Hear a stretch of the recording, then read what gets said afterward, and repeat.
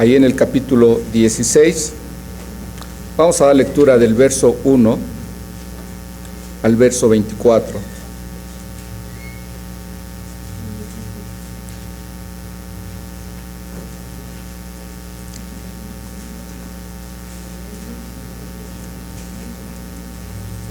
Esta lectura la vamos a hacer en forma alternada.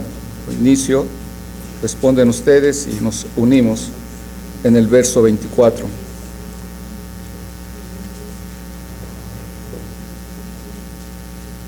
La palabra de Dios dice así: del hombre son las disposiciones del corazón, mas de Jehová es la respuesta de la lengua. Todos los caminos del hombre son limpios en su propia opinión, pero Jehová pesa sus espíritus. Encomienda a Jehová tus obras, y tus pensamientos serán afirmados. Todas las cosas hay de Jehová para sí mismo, y aun el impío para el día malo. Abominaciones a Jehová todo altivo de corazón, ciertamente no quedará impune. Con misericordia y verdad se corrige el pecado, y con el temor de Jehová los hombres se apartan del mal. Cuando los caminos del hombre son agradables a Jehová, aún a sus enemigos hace estar en paz con él.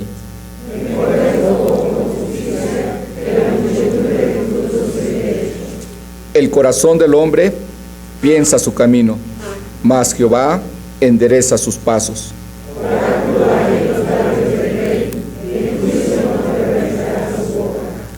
Peso y balanzas justas son de Jehová, obra suya son todas las pesas de la bolsa. Abominaciones a los reyes hacer impiedad, porque con justicia será afirmado el trono. Los labios del justo son el contentamiento de los reyes, y éstos aman al que habla lo recto. La ira del rey es mensajero de muerte, mas el hombre sabio de equidad. En la alegría del rostro del rey está la vida, y su benevolencia es como nube de lluvia tardía. Mejor es adquirir sabiduría que oro preciado, y adquirir inteligencia para la ganancia de la plata. El camino de los rectos se aparta del mal, su vida guarda el que guarda su camino. Antes del quebrantamiento es la soberbia, y antes de la caída la altivez del espíritu. Mejor es humillar el espíritu con humildes que repartir despojos con los soberbios. El entendido de la palabra aclara bien, y el que confía en Jehová es bienaventurado. El sabio de corazón es llamado prudente, y la dulzura de labios aumenta el saber. La manantial de vida es el entendimiento al que lo posee, mas la discusión de los necios es necedad. El corazón del sabio hace prudente su boca, y añade gracia a sus labios. Panal de miel son los dichos suaves, suavidad al alma y medicina para los huesos. Amén.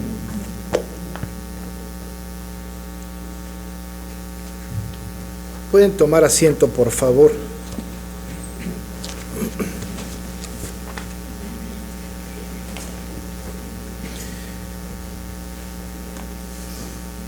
Y ahí en su lugar, por favor, abramos la Biblia en Filipenses capítulo 4.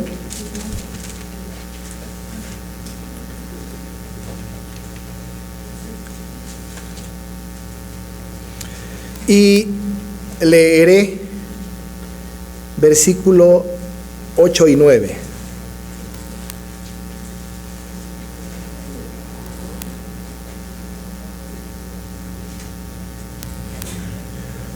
Dice el texto sagrado: por lo demás, hermanos, todo lo que es verdadero, todo lo honesto, todo lo justo, todo lo puro, todo lo amable, todo lo que es de buen nombre, si hay virtud alguna, si algo digno de alabanza, en esto pensad. Lo que aprendisteis y recibisteis, y oísteis y visteis en mí, esto haced, y el Dios de paz estará con vosotros.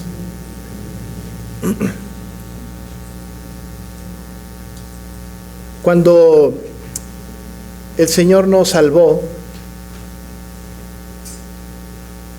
y nos llamó para ser sus hijos, Una de las cosas que sucedieron en nuestra vida en este acto de regeneración fue que el Señor modificó nuestros afectos, nuestros pensamientos. Antes de que nosotros fuésemos sensibles a la salvación, al llamado de Dios, teníamos un afecto distinto, un pensamiento diferente. ¿Cuántas veces hemos escuchado testimonios de muchas personas que nos hablan? Yo pensaba de una manera antes de conocer a Cristo y ahora que conozco de Cristo pienso de una manera diferente. Porque como que la perspectiva del mundo se modificó, la visión del mundo se modificó. La cosmovisión que teníamos de nuestro alrededor fue alterada para bien.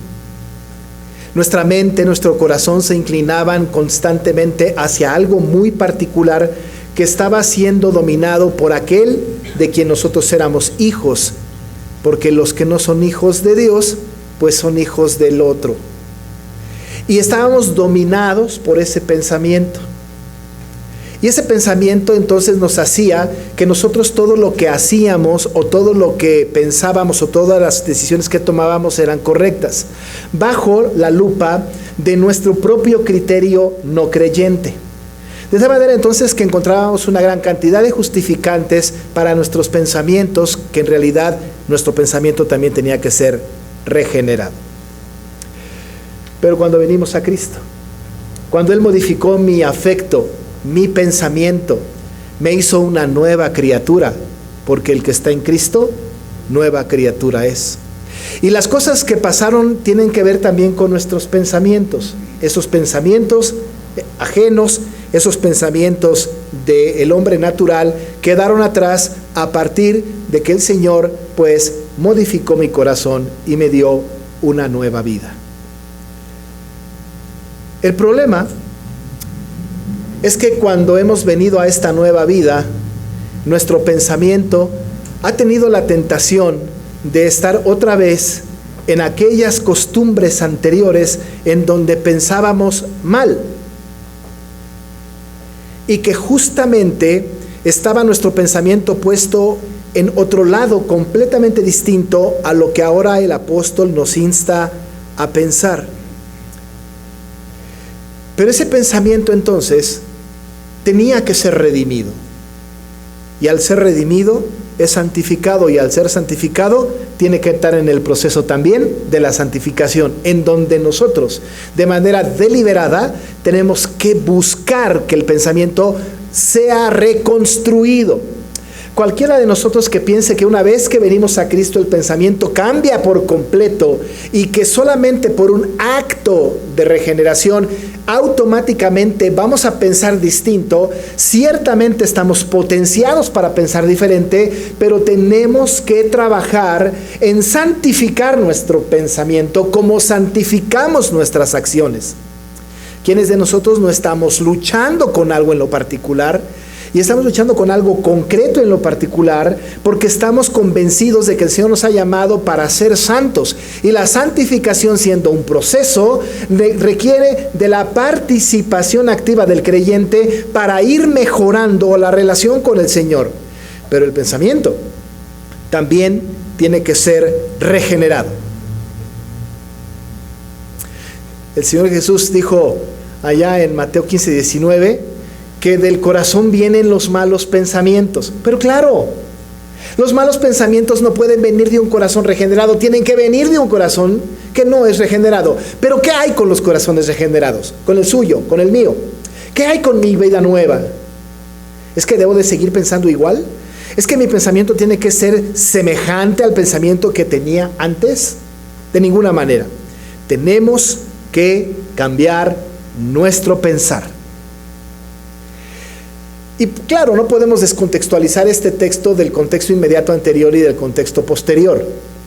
El apóstol ha estado hablando de algunas cosas que son muy importantes y recientemente en esta pequeña serie de sermones de estos versículos terminamos sabiendo que a partir de que nos gozamos permanentemente, de que somos generosos con todos los hombres y que oramos constantemente, la paz de Dios, esa que sobrepasa todo entendimiento, ha guardado por esta obra maravillosa de regeneración, guarda nuestros corazones Pero además, amados hermanos, también guarda nuestros pensamientos. Está nuestro pensamiento resguardado por el Señor, entendiendo que mi pensamiento está resguardado por el Señor. Entonces estoy en la obligación de tener un pensamiento puro, santo. Es muy difícil, pero tenemos que hacer esto. Normalmente tenemos dichos, ¿no?, que no son cristianos, pero que son populares. Y yo he escuchado a algunos creyentes que dicen cosas como: piensa mal y acertarás. Es decir, piensa mal y acertarás.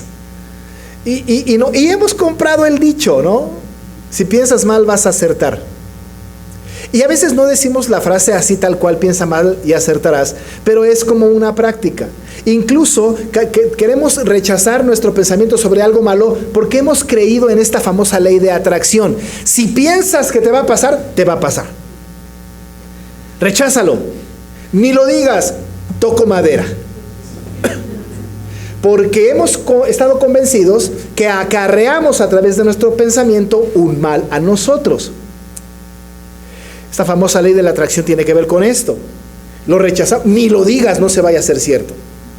Porque estamos en este proceso de un mal pensamiento que va a traer sobre nosotros algo que no queremos. Piensa mal y acertarás. Pero, amado hermano, nosotros hemos creído en Jesucristo como Señor y Salvador. Hemos sido redimidos por Señor. Y hemos entendido por lo que dice el profeta Isaías, que Él guardará en completa paz aquel cuyo pensamiento en Él persevera. Él guardará en completa paz aquel cuyo pensamiento en Él persevera. Si esto es verdad, entonces el pensamiento es una responsabilidad nuestra que tiene que perseverar en la confianza de nuestra comunión con el Señor. No podemos pensar por ningún minuto, ni de ninguna manera, que el pensamiento nuestro regenerado es obra del Señor. Señor, ¿por qué me pones estos pensamientos? Porque culpamos al Señor por eso. ¿Por qué no me quitas este pensamiento? Cuando es responsabilidad del creyente, es nuestro compromiso delante del Señor hacer que el pensamiento nuestro glorifique su nombre, sea santo. El pensamiento también debe entrar al proceso de la santificación. Es muy difícil en este tiempo, porque en este tiempo, en este mundo, en donde tenemos tanta influencia del mundo, tan globalizado, entonces nuestro pensamiento está siendo moldeado por la cultura. Y tan moldeado está por nuestra cultura que incluso un pensamiento pecaminoso lo llegamos a creer como verdad. Y enarbolamos banderas equivocadas porque estamos convencidos por nuestra mente, nuestro pensamiento, de que lo que el mundo está diciendo es cierto. Pero la modificación del pensamiento, moldear nuestro pensamiento, es responsabilidad del creyente. Es nuestra responsabilidad.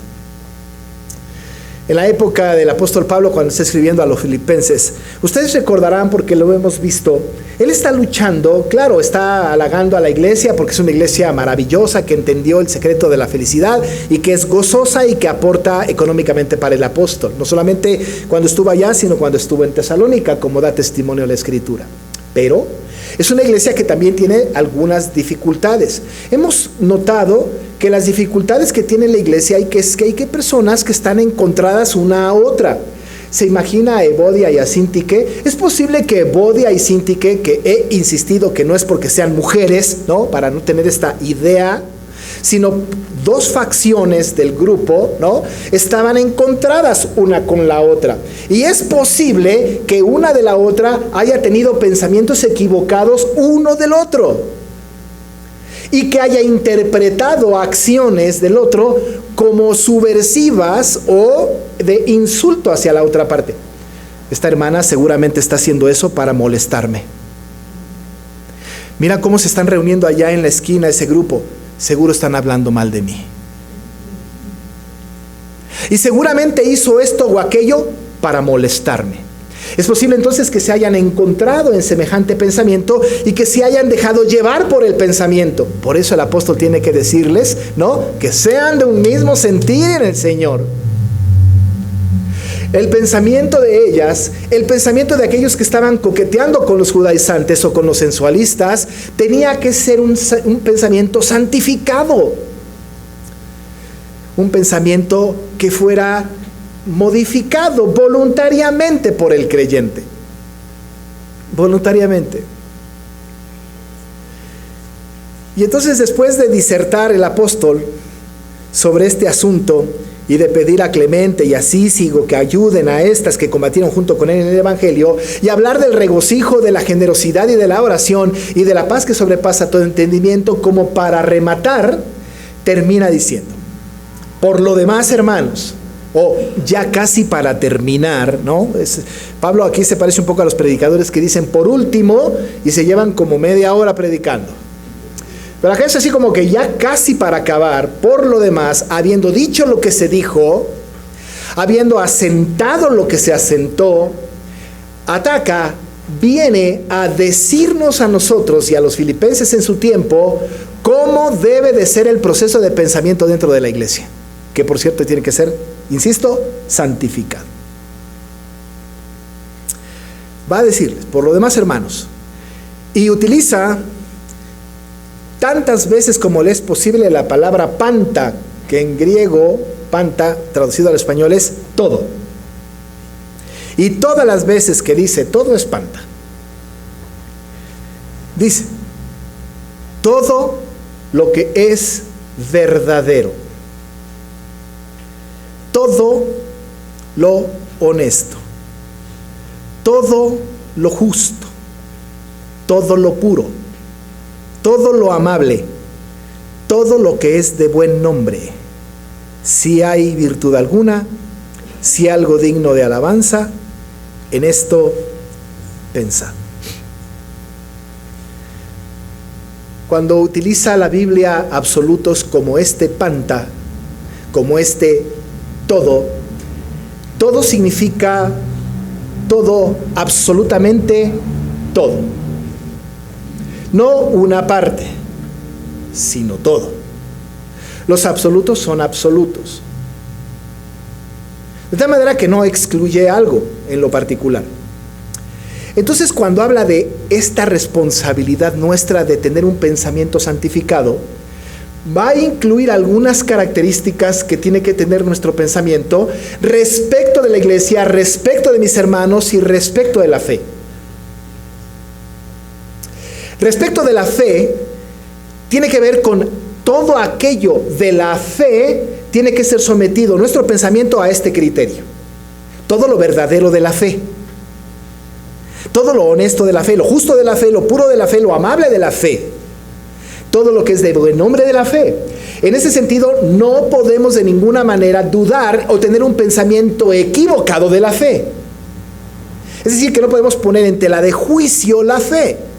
Ningún asunto doctrinal, ningún asunto escritural podemos poner en tela de juicio, porque si hacemos esto, nuestro pensamiento divaga sobre cosas que no son agradables delante del Señor.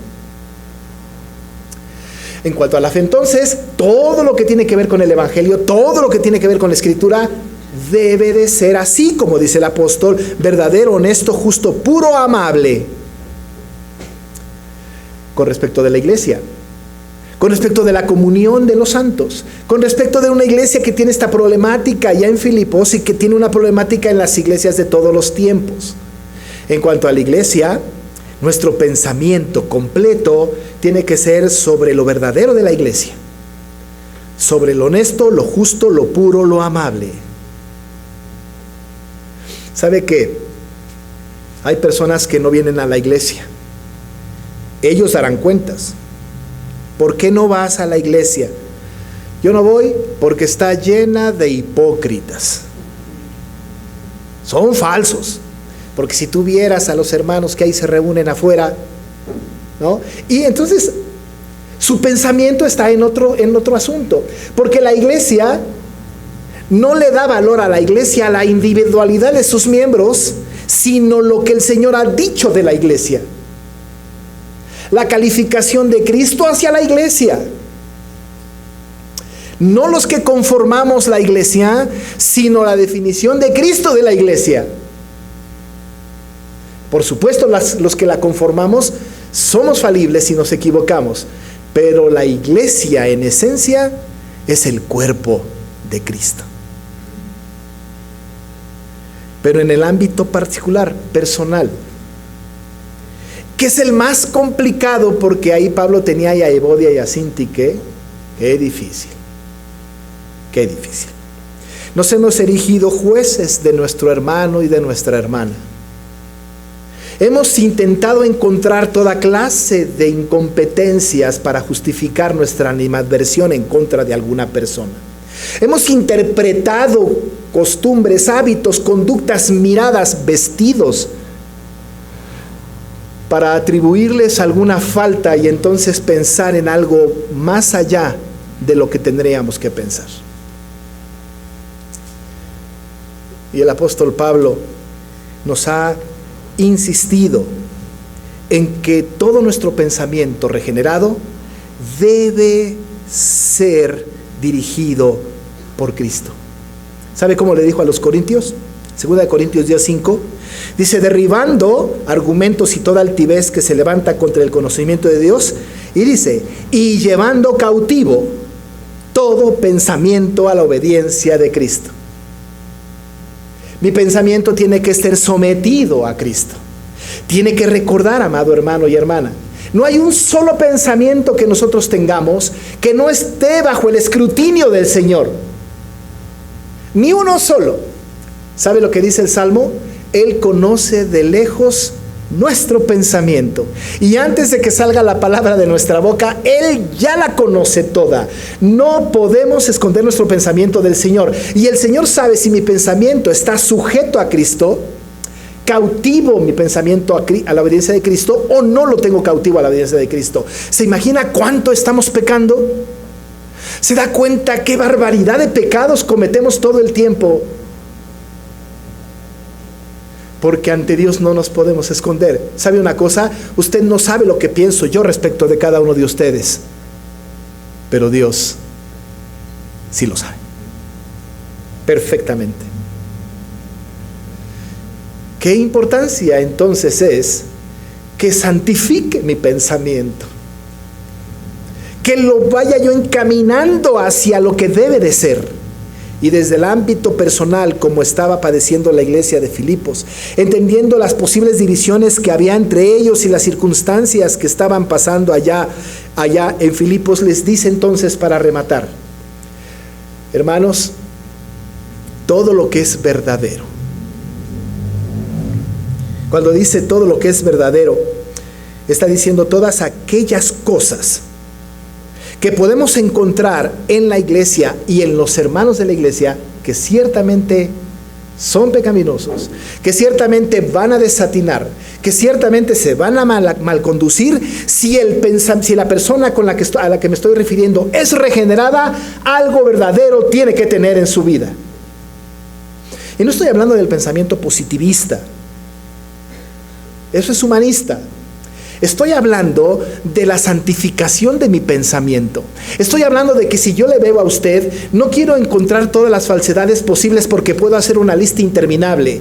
Debo de hacer el esfuerzo de encontrar en cada uno de ustedes todo lo verdadero, todo lo que le da verdad a su vida, la regeneración que el Señor tuvo para con ustedes, la vida cristiana que ustedes están haciendo, la lucha que llevan cada día. Todo lo verdadero, todo lo que hace que sea evidente el Evangelio en su vida. Pero normalmente lo que hacemos es que estamos buscando todas las falsedades. Dice la Biblia, no, quiten eso. Busquen todo lo verdadero. Piensen en todo lo verdadero. Piensen en todo lo honesto. Y volvemos a lo mismo, ¿no? Nosotros podemos encontrar en nuestros hermanos más bien todo lo deshonesto, todo lo que no es recto.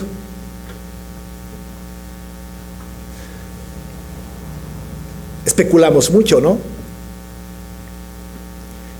Y entonces decimos cosas como, bueno, no viene a la iglesia, ¿no? Seguramente y entonces le inventamos una historia. ¿Por qué no lo buscamos? ¿Por qué no indagamos? ¿Por qué no oramos? ¿Por qué no purificamos nuestro pensamiento? ¿Por qué no pensamos de aquella persona o de la iglesia? No en lo deshonesto, no en lo no recto. Hagamos un esfuerzo de pensar en lo honesto. Y déjeme decir otra cosa, en todos estos asuntos, lo más fácil es pensar en lo contrario.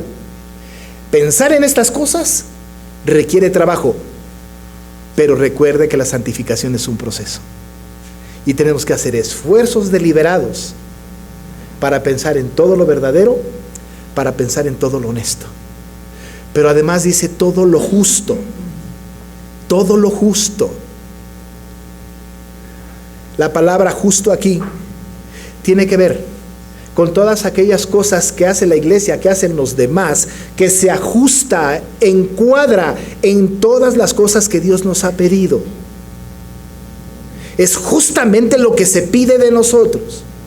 Pero además, yendo más allá, también tiene que ver con que nosotros podemos distinguir que nuestro hermano ha sido declarado justo por el Señor. ¿Y cómo voy a atentar contra un justificado de Cristo? ¿Cómo atentaré contra una persona que el Señor ha llamado para ser justo?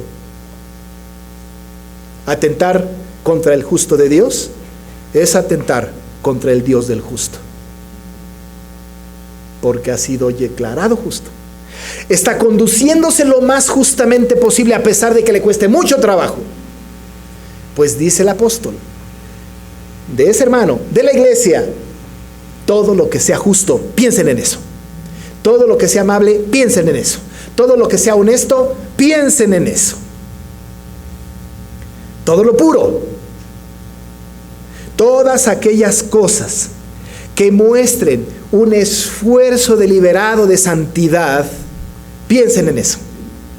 ¿Sabe cuántos de nosotros no estamos luchando con un pecado que nos asedia? Nosotros no somos espectadores de las luchas personales. Usted no sabe con cuánto esfuerzo cada uno de nosotros luchamos por un pecado que ahí está arraigado en el corazón.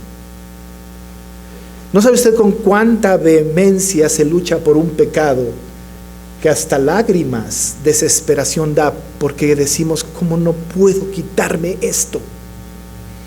Y oramos al Señor, y nos comprometemos con Él, y leemos la Biblia, y luchamos. ¿Quién se da cuenta de esto?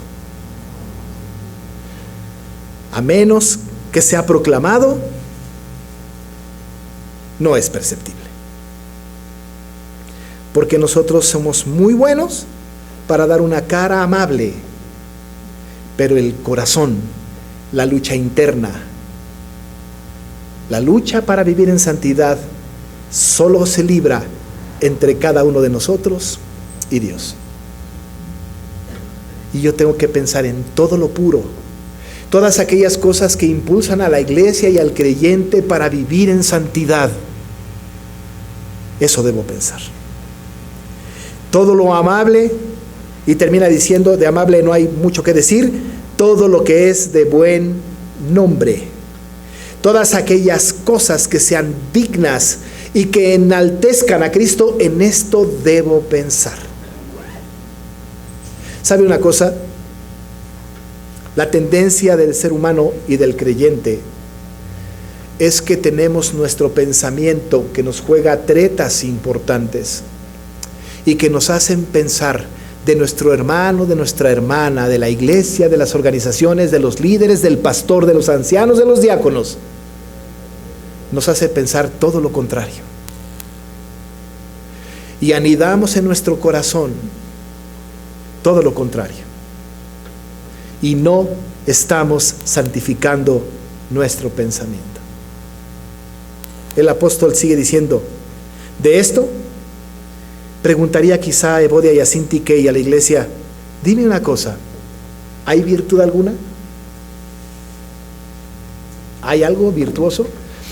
Hace mucho tiempo, cuando yo empecé mi ministerio hace muchos años, en una clase que gracias a Dios ya casi olvido por completo, en el método de consejería me habían recomendado que cuando tuviera una pareja de matrimonio en conflicto,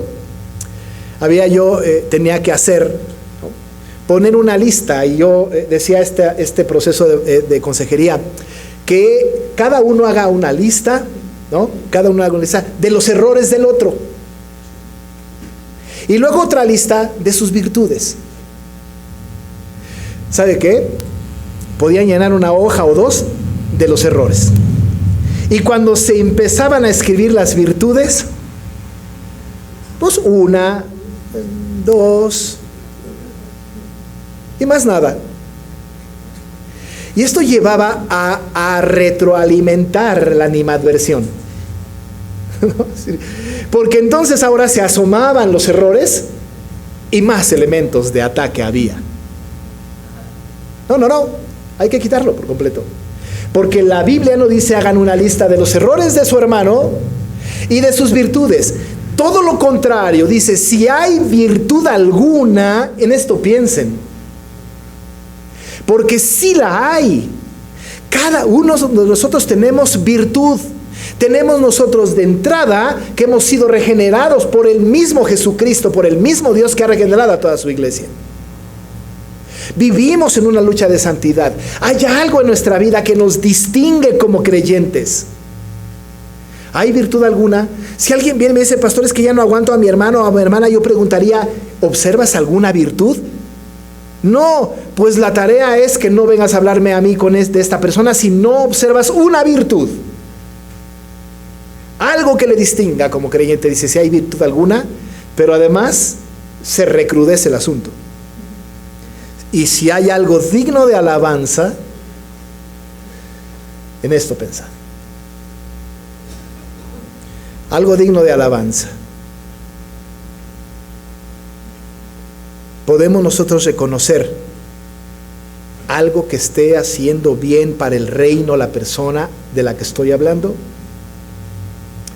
¿Puedo yo reconocer algo que esté en su vida constante, que alabe al Señor? Amados hermanos, nuestra obligación como creyentes es santificar nuestro pensamiento. Nuestra obligación como creyentes es llevar cautivo mi pensamiento en obediencia a Cristo.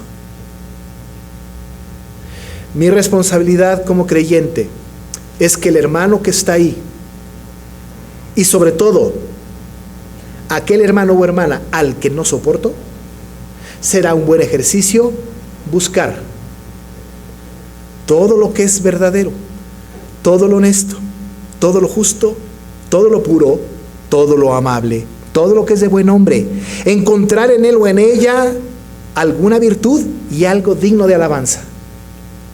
Y en eso, pensar. Y en eso, pensar. Pero déjeme decirle la excepción. Solamente entre el pueblo de Dios, porque ciertamente el no regenerado puede tener conductas morales de primer nivel, pero su pensamiento y su actitud no es de una persona regenerada. No con esto quiero decir que le juzguemos y le caigamos a palos y pensemos todo lo contrario. Pero esta orden, esto lo que está pasando aquí en la Biblia, es para el pueblo regenerado del Señor, para los santos y fieles, los que queremos tener el mismo sentir que hubo en Cristo Jesús. Y nosotros que somos regenerados y que somos el pueblo de Dios y que tenemos la paz de Dios que sobrepasa todo entendimiento, que guarda mi corazón y guarda mi pensamiento, estoy obligado a pensar así. No hay alternativa. El apóstol lo entendió y lo vivió. Si pensamos así, esa paz de Dios que sobrepasa todo entendimiento, además de que guarda mi corazón y mi pensamiento en Cristo Jesús, al final de este proceso de pensamiento dice que entonces, si cumplimos esto cabalmente, el Dios de paz, dice la Biblia al final, estará con nosotros. Empieza con la paz de Dios y termina con el Dios de paz. No podremos tener esa paz maravillosa si nuestro pensamiento no está siendo santificado. Pero si estoy pensando santificar mi pensamiento, entonces todo lo que es verdadero, todo lo honesto, todo lo justo, todo lo puro, todo lo amable, todo lo que es de buen hombre, y si hay virtud alguna y si hay algo digno de alabanza, en esto voy a pensar. Difícil tarea, pero absolutamente necesaria en el proceso de la santificación de mi pensamiento. Oramos. Señor, ninguno de nosotros estamos excluidos de no acatar esta disposición apostólica tuya, pues. ¿Qué trabajo nos cuesta? Ayúdanos. No solamente queremos, Señor, entender que estamos siendo santificados a través de hacer morir cosas terrenales en nosotros, dejar de hacer cosas, pues, o hacer algunas cosas nuevas, sino también queremos, Señor, santificar nuestro pensamiento. Ayúdanos. Necesitamos de ti para que todo lo que es verdadero, todo lo honesto, todo lo justo, todo lo puro, todo lo amable y todo lo que es de buen hombre, si hay virtud alguna y si hay algo digno de alabanza, en eso pensemos. Llevando nuestro pensamiento cautivo a la obediencia de Cristo. Porque tú guardarás en completa paz aquel cuyo pensamiento en ti persevera, porque en ti ha confiado. De esta manera queremos ser la iglesia que te agrada y que demandas de nosotros. Pedimos así en el nombre de Jesús. Amén. Vamos a estar